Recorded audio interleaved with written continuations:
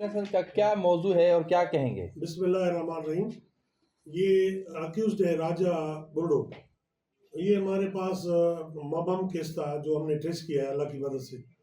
हमने तकरीबन तीन मर्डर में ये हमें वांटेड है और ये कन्फेक्स भी कर रहा है कि मैंने ये मर्डर किए हैं। और उसके बाद जो है ये हमने ट्रेसिंग के ज़रिए एसएसपी साहब की हेल्प से हमने ये बंदा अरेस्ट किया है।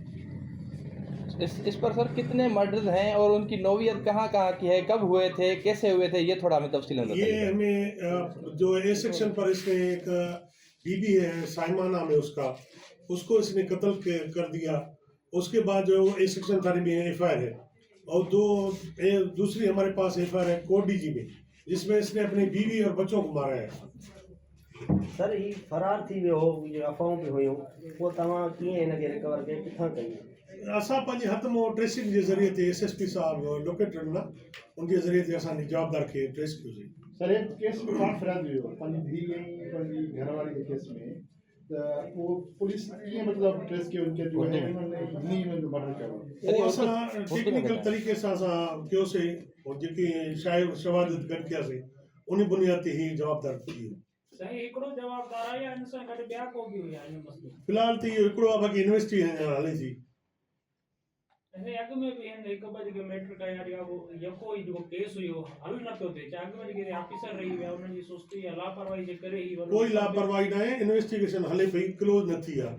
बाक़ी इंस्ट्रूमेंट जेके असां इस्तेमालु कया आहिनि उन मुताबिक़ ये थी वियो, अरेस्ट थी वियो आहे। बाक़ी फर्दर जांच हले पई। सर एक बीबी साइमा सैदाणी जंहिंखे असांखे ॿुधण में आयो बेदर्दी सां साड़े ऐं हुन लास्ट जेका आई उहा बुढ़नि जे लाइ चए पियो त छोकिरी हुननि जी आहे। बुढ़नि जी जेका छोकिरी सां अगवा थियल आहे उहा बि बाज़ियाब थी आहे ऐं सैदाणी जेका आहे उनखे साड़े क़तल कयो अथई या छा आहे? इन बेदर्दी सां साइमा बीबी के कत्ल कियो आहे, वरी उनजा कपिड़ा चेंज कराए, उहा छोकिरी बि अगवा करे उनखे कपिड़ा चेंज कराए उनखे ॿाहिरि ई साड़े वियो आहे। वो भी इन्वेस्टिगेशन है भी वो A section Thane the pass SSP साहब जगह टीम जोड़े उनी में तवा इंचार्ज हो। बिल्कुल मां इंचार्ज हां, मुंहिंजी टीम आहे, एसएचओ साहब आहे, मनशा साहब, कलवर साहब आहे, आईओ साहब आहे, आई ऑफिसर में काफ़ी। सर जेका छोकरी अगवा थी वो पुलिस बाज़ियाब कराई है, वो हिन वक्त किथे है, वो कोर्ट में पेश थी है, उन पारा को बयान वगैरह दिनो उहा कोर्ट पेश कई आहे, पेश थींदी उहा जेकी स्टेटमेंट दी कोर्ट में उन ते इंशाल्लाह अमल थी। शादी थी त या हालांकि ॿार बि अचो अफ़सर स्टेटमेंट अञा मसलो अञा इन्वेस्टिगेशन में आहे, क्लियर नथो थिए शादी कई थी या न कई थी।